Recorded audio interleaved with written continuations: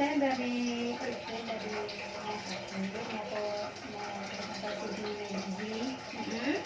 Nama saya Bunida. Oh iya, baik Ibu Nida, perkenalkan saya Nani di saya Nani yang di rumah sakit ini. Sebelumnya saya ingin bertanya, kedatangan Ibu ini berarti atas rujukan dokter ya Bu? Iya. Ya, boleh saya lihat surat rujukannya? Baik, saya lihat terlebih dahulu. Ini saya konfirmasi ya Bu, atas nama Ibu Nida, umurnya 50 tahun, benar Bu? Pekerjaannya apa Bu sehari-hari? Ini di rumah tangga. Ibu rumah tangga. Baik, jika Ibu bersedia, kita akan melakukan konseling selama 30 menit ke depan Bu, dengan tujuan kita akan merubah pola makan Ibu ya Bu.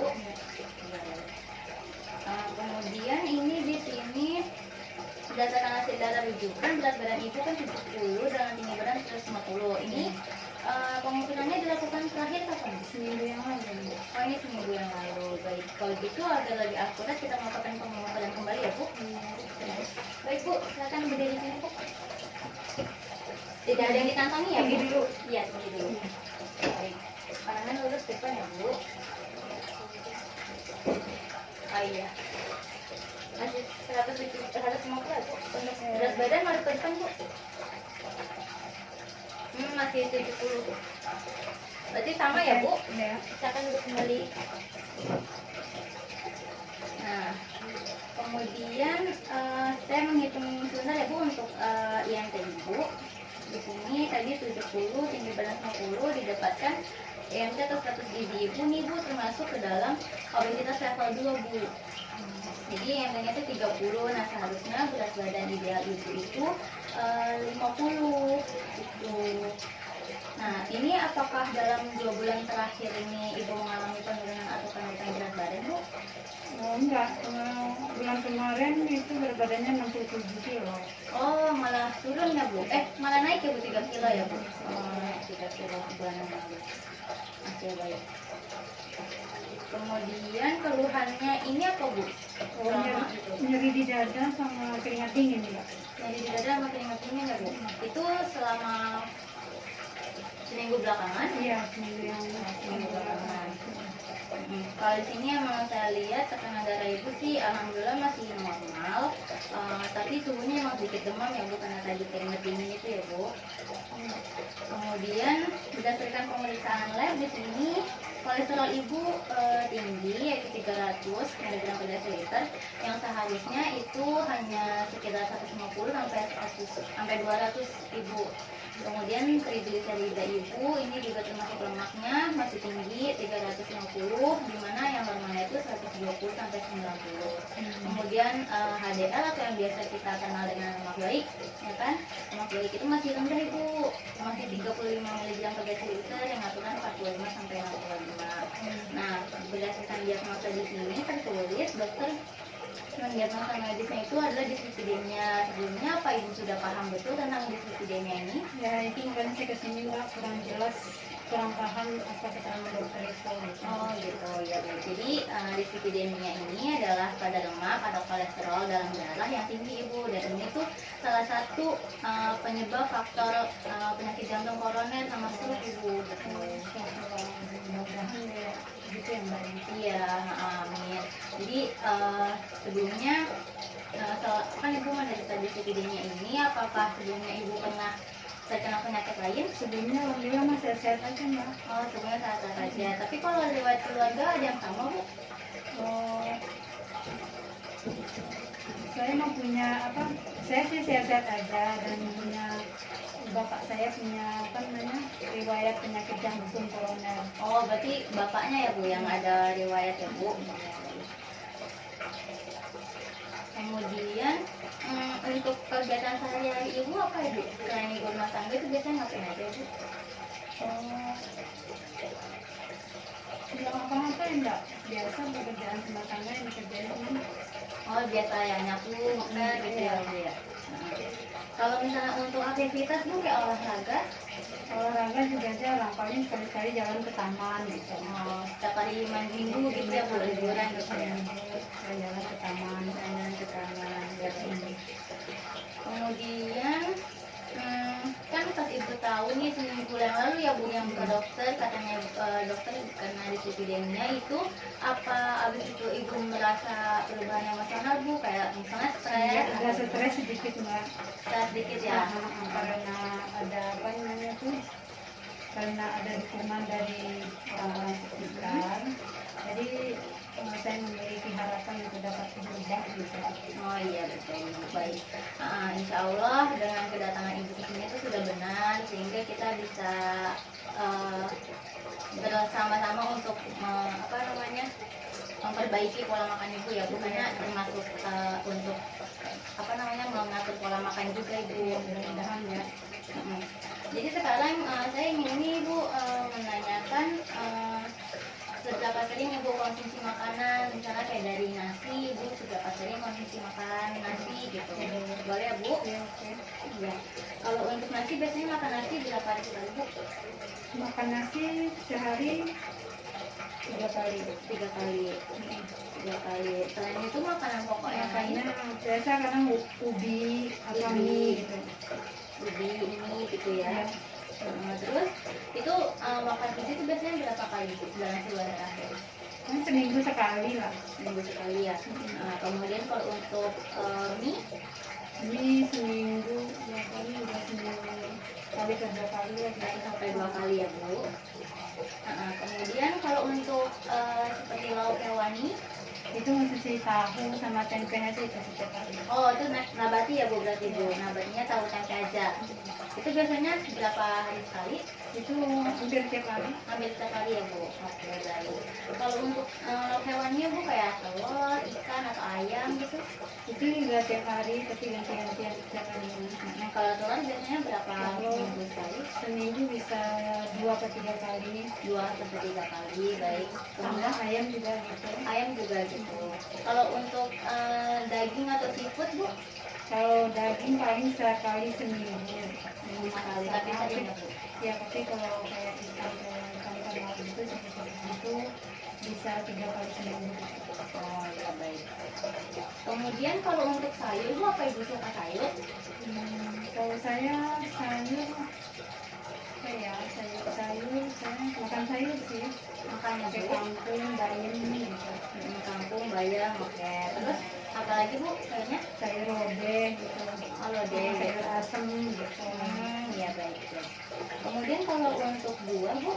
Kalau buah saya kurang suka dengan buah-buahan. Cuman kalau buah yang diolah kayak pisang goreng gitu saya suka. Oh pisang goreng atau jus gitu berarti ya bu. Kalau makan langsung itu kurang aja. Iya. Ya, baik. Itu biasanya buah apa bu selain pisang? Ya, selain dari pisang. Misalnya yang di jus atau apa gitu? Oh, kalau yang di jus biasanya tuh buah naga gitu, apa naga gitu. Oh mangga. Itu sering atau berapa kali seminggu? Kalau buah-buah itu bisa sampai setiap hari atau tiga kali seminggu. 3 kali seminggu. Ya baik. Kemudian kalau untuk susu bu? Kalau susu saya biasanya bikin es. Oh dibikin Bikin es es gitu. Pakai buah, susu apa bikin bu? es teh, apa es Es buah gitu. Heeh. Itu pakai susu apa? susu kental manis. Susu kental manis bukan susu cair atau bubuk. Iya. Oke. Kemudian kalau minuman yang lain ibu mungkin kayak Teh seringnya kalau pagi-pagi. Oh, teh. Sering minum teh. Nah, gitu. Berarti cukup suka manis ya bu? Iya. Suka manis. Kalau misalnya kopi enggak ya bu? Kopi enggak. Kopi juga. Kemudian kalau sirup atau minuman botol lain bu? Enggak suka. Oh, enggak suka. Iya baik. Kemudian kalau kebiasaan makan ibu yang ibu suka itu seperti apa? Maksudnya makanan Maaf. makanan nasi. Bukan misalnya kesukaan ibu makan makan makanan yang Makanan bersantan, pedas gitu. bersantan sama pedas gitu ya bu? Kayak tongseng gitu. Oh tongseng. Tongseng ada jeroannya gitu. Oh jeroan berarti suka ya bu jeroan? Ya. Oh gitu. Baik jadi bersantan, gorengan gitu ya bu? Minyak. Minyak. Baik Bu, sekarang saya akan menanyakan makanan yang Ibu makan kemarin ya Bu, dalam waktu dari pagi hari bangun tidur sampai malam lagi sampai pagi. Boleh disebutkan Ibu pagi-pagi Pagi Ibu makan itu apa? pagi saya minum teh 1 gelas. Minum 1 gelas, Nah, kemudian terus nasi uduk pakai telur balado, tempe orek, bihun. goreng sama bihun ya.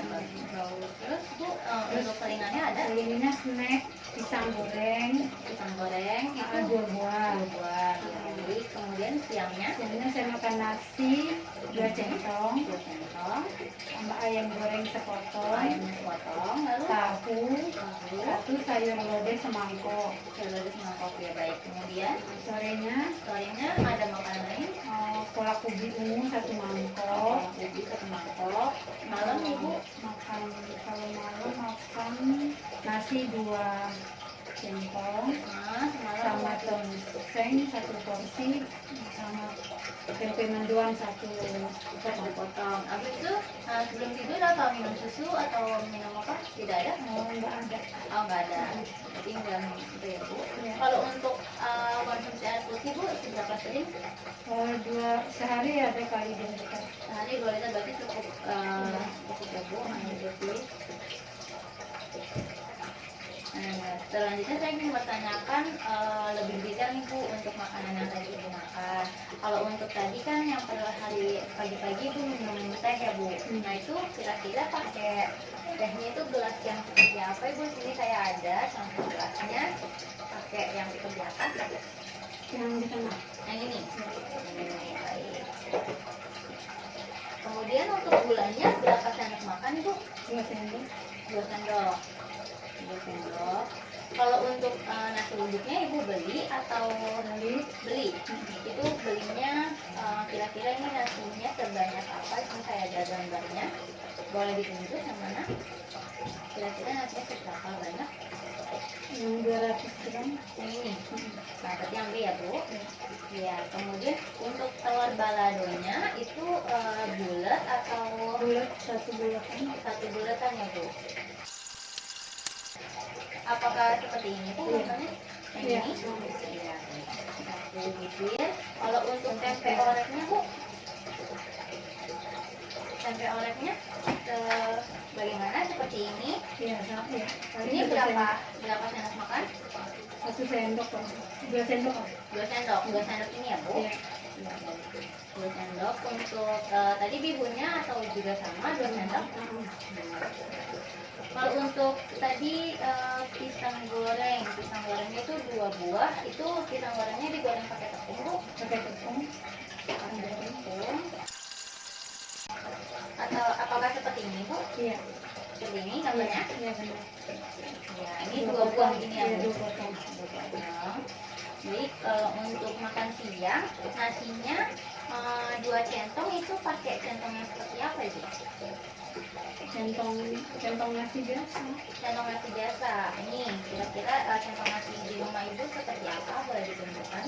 Yang mana? Yang tengah. Yang ini? Iya. Yang segini berarti 2 centong ini ya Bu? Iya. Ya, baik. 2 centong. Kemudian untuk ayam goreng bagian apa Ibu?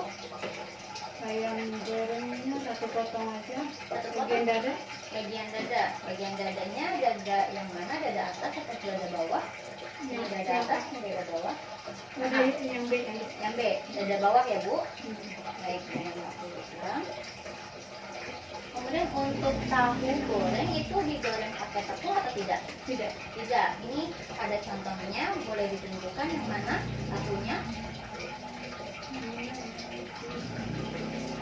Yang B. Yang B. Ini ya Bu? Ya, baik. Untuk sayur lodehnya 1 mangkok itu isinya apa aja Bu? Kalau boleh Sayur disebutkan. lodeh itu labung, Labu, kacang muda, labu, kacang panjang, jagung, labu, daun linjo, terong. ini pakai seperti gambar di sini. Iya benar. Iya. Mangkoknya apakah seperti ini? Iya. Nah, untuk banyaknya banyaknya ya sedikit. Ini kurang lebih ya Bu. Untuk kolak ubinya satu mangkok itu menggunakan mangkok seperti apa Bu? Mangkoknya juga sama. Oh, mangkoknya seperti ini juga. Itu berarti pakai santan ya Bu? Iya. Pakai santan. Pakai gulanya Gula merah. Gula merah. Ini Ibu masak sendiri. Iya. Ubinya Bu kira-kira seberapa banyak? Ubinya 200 gram kali ya. 200 gram ya Bu. Kemudian untuk nasi di malam hari kan Ibu makan nasi pakai tempe, nasinya 2 centong, centongnya sama seperti yang tadi. Iya. Baik. Untuk tongsengnya Sama kayak semangkuk serode. sama kayak serode. Itu isinya apa aja Bu jeroannya? Daging, Iya, ada jeroan. usus, ada daging, ada ati. Campur-campur ya Bu, pokoknya jeroan gitu ya. Kemudian untuk tempe mendoannya Ibu Satu potong. satu potong itu berarti tempe mendoannya yang ukuran sedang atau ukuran kecil? Sedang aja. Oh, sedang. Satu potong aja ya Bu. Ya, berarti kalau Ibu setiap minum air putih pakai gelas yang mana? Iya, yang Setiap minum pakai gelas seperti ini. iya. Kita habis makan ya Bu ya. Baik, kemudian saya akan menghitung dulu ya Bu. Ini ada makanan Ibu yang Ibu makan kemarin. Di sini saya mempunyai leaflet. Di sini ada yang rendah lemak sama yang rendah kolesterol. Bisa Ibu baca nanti kalau misalnya ada pertanyaan bisa kasih tahu saya ya Bu. Saya menghitung sebentar.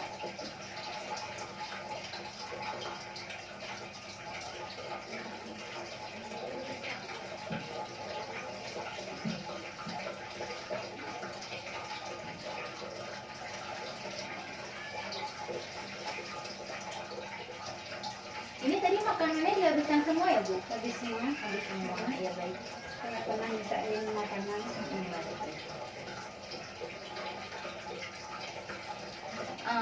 Kalau boleh tahu kan Ibu agamanya Islam ya Bu ya? Iya. Itu berarti ada makanan pantangan Bu? Ada jangan tantangan itu ya yang haram-haram aja kayak babi. Oh iya benar. Ya di sini saya sudah menghitung. Jadi berdasarkan hasil perhitungan saya di sini makanan hasil diagnosis saya itu adalah makanan yang Ibu makan ini. Asupan makanannya itu sangat berlebih Ibu. Nah jadi asupan kayak karbohidrat, protein, lemak itu sangat lebih ya kan. Dengan ditandai berkaitannya dengan kebiasaan makan Ibu tadi yang bersantan, berminyak gitu ya Bu. Jadi pencapaian kebutuhan Ibu tuh untuk energi itu 128%, untuk proteinnya 103%, untuk lemaknya 217%, dan karbohidratnya 120% Ibu. Nah maksimalnya normalnya itu biasanya dari 80 sampai 100% gitu. Nah kemudian diagnosa yang terkait nilai terkait gizi ini berkaitan dengan kebiasaan makan. Tadi kan yang tinggi kolesterol ya Bu ya, berminyak gitu-gitu, santan apalagi itu jadinya kolesterol Ibu tuh tinggi dalam darah, kolesterolnya 300, kemudian triglyceridanya juga tinggi 350 gitu. Kemudian lemak baik atau HDL itu 35 itu rendah dari normal gitu. Kemudian juga berat badan Ibu yang tadi berlebih juga berkaitan dengan tetap Ibu berkaitan dengan pola makan itu juga ditandai dengan tadi IMT Ibu tuh 31, maaf berat badan Ibu yang 70 kilo, nah aturan berat badan idealnya adalah 50. Kemudian dengan kebiasaan makan yang ini mungkin Ibu sebagai ibu rumah tangga juga mendapatkan informasi ya Bu tentang kesehatan atau tentang gizi gitu ya Bu ya. Jadi kalau makan yang penting makan gitu ya Bu, enak gitu. Kemudian sama kebiasaan tadi suka makan Minyak-minyak ya gitu. Oh ya gitu ya. Terus saya ini Mbak, terus saya harus bagaimana kalau itu buat diet gitu? Oh, jadi tadi kan Ibu sudah baca ini, apa ada yang boleh tanyakan Bu? Apa Ya saya mau belum saya pelajari dulu deh. Jadi berdasarkan diagnosa yang saya letakkan itu, jenis diet ibu yang cocok itu adalah jenis diet rendah lemak dan kolesterol ibu. Nah, dimana bentuk makanannya masih biasa ya bu, alhamdulillah ibu masih bisa menelan dengan baik ya kan. Jadi sebelum kita lebih lanjut nih bu membahas dietnya, saya ingin mengisi daftar lisan ini dan ingin bertanya apakah ibu siap untuk melakukan perubahan. Insya Allah sih ya. Siap ya bu. Kemudian saya isi dulu, ini namanya tadi Bunda, berat 70, tinggi 150. Nah, jadi di sini setelah tadi saya hitung kebutuhan menghitung kebutuhan sehari ibu, aturan energi ibu itu asupan energinya itu 1500 ibu, 1521. Kemudian untuk proteinnya 57 gram, lemaknya 42,25 gram, dan karbohidratnya 220 gram ibu.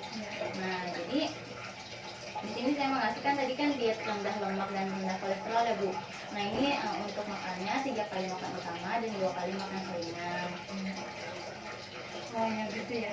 Terus bagaimana caranya saya memenuhi diet tersebut ya? Jadi gini, jadi diet untuk dyslipidemia itu kan diet rendah lemak dan kolesterol ini tuh termasuk diet perubahan gaya hidup ibu. Jadi dimana diet perubahan gaya hidup ini merupakan diet yang langsung melakukan modifikasi terhadap asupan lemak, terutama lemak-lemak jahat dan kolesterol. Tadi kan contohnya ibu sering mengonsumsi jeroan, makanan bersantan itu. Iya ibu, jadi itu tuh Jadi saya harus mengurangi makanan yang berlemak gitu. jadi kayak bersantan dan minyak-minyak itu kan termasuk lemak yang tinggi ya bu, sangat tinggi kandungan lemaknya, kolesterolnya juga tinggi. Nah jadi kita mulai nih coba dari makanan yang kemarin ibu makan, contohnya nasi uduk itu sudah bersantan, sayur lodeh juga bersantan, kemudian tongseng juga ya bu, ada jeroan apalagi, kemudian seperti goreng-gorengan, tempe mendoan atau pisang goreng itu kan termasuk tinggi ya bu, lemaknya digoreng dengan minyak yang banyak gitu. Nah misalnya kayak tadi pisang goreng bisa aja ibu ganti dengan misalnya ibu membuat makan pisang aja bu langsung gitu, Bisa coba digoreng gitu ya. Untuk diusahakan ibu bisa mengonsumsi buah tanpa harus diolah. Mungkin kalau dengan yogurt itu bu dibuat jus, smoothie itu masih bisa. Nah kemudian jeroan yang tadi nih bu, jeroan itu juga termasuk banyak itunya tinggi kolesterol gitu. Jadi enggak ini ya. Jadi dia menyebabkan kadar kolesterol dalam darah itu tinggi. Oh gitu ya. Iya. Jadi saya harus mengurangi makanan yang berlemak itu ya. Gitu. Tapi saya suka banget tuh sama itu makanan yang bersantan, kan beri gitu. Jadi juga gorengan yang saya suka itu kriuk gitu. Saya sukanya begitu mbak. Terus harus bagaimana? Iya ibu, emang ibu enak kalau makanan bersantan itu kan ibu gurih gitu ya kan.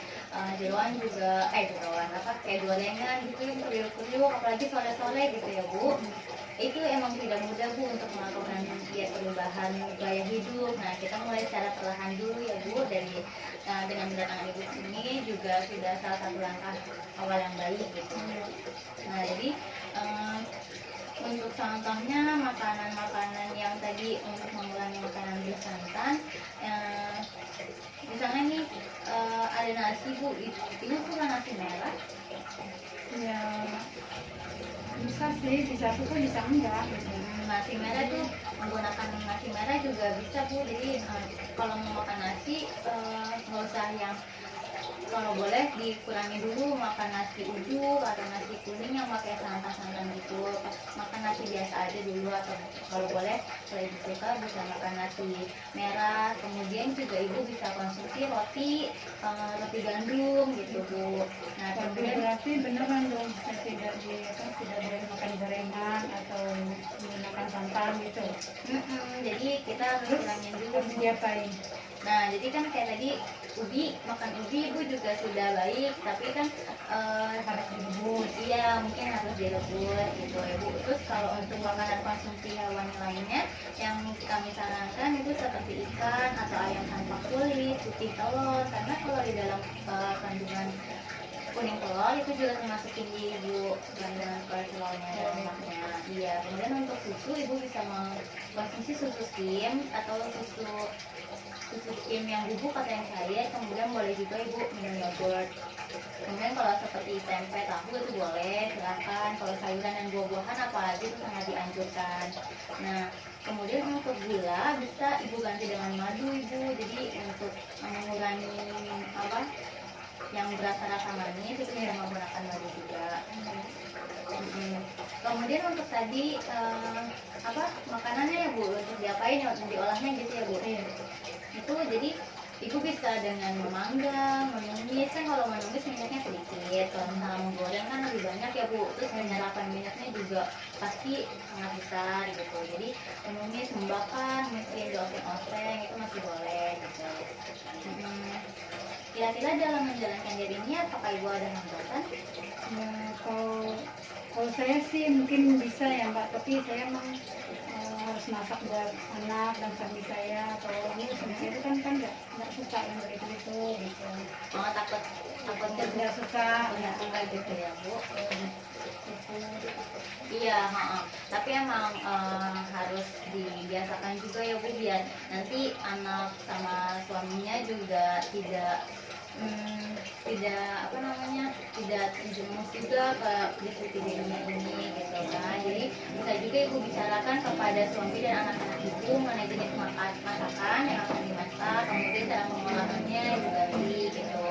Semoga nantinya kedepannya bisa terbiasa gitu bu. Jadi untuk membuat awal yang bagus juga untuk anak-anak kemudian hari gitu. Oh ya deh, baik, nanti saya coba deh demi apa kebaikan saya juga dan keluarga gitu ya. Iya mbak, kayak gitu betul banget. Jadi tadi sudah kita omongkan jenis diet dan yang lain-lain. Apa ada yang ingin ditanyakan kembali? Sudah Mbak, itu aja. Sudah Ya, ya. mungkin apa jadinya intinya saya harus mengurangi makanan yang rendah lemak, mengurangi makanan yang berlemak gitu ya, Betul. dan merendah kolesterol, membantu mengurangi kadar kolesterol saya ya, jadi cara mengurangi makanan bersantan atau berminyak gitu ya, makanan yang digoreng-goreng gitu ya. Iya betul banget. Ya itu tidak, semoga diet yang saya berikan ini bisa berjalan dengan baik ya bu. Nah ini semua sudah saya tulis di sini. Ini bisa ibu bawa kembali. Kemudian untuk dapat melihat perkembangannya, apakah ibu sudah dapat menjalankan diet ini dengan baik atau tidak, kita melakukan konseling kembali ya bu dalam waktu 2 minggu ke depan. Nah, kemudian ini juga ininya boleh ibu bawa pulang. Ini untuk panduannya di sini juga ada contoh ibu, contoh yang sehari yang rendah kolesterol. Kemudian di sini juga ada contohnya. Ini bisa ibu pegang sebagai bahan edukasi juga ya bu buat ibu. Kemudian ini saya kembalikan. Iya, jangan lupa diterapkan ya bu. Baik Mbak, terima kasih ya. Iya, sama. Selamat sore. Ini soalnya bu, hati-hati di jalan ya bu. Assalamualaikum. Salam.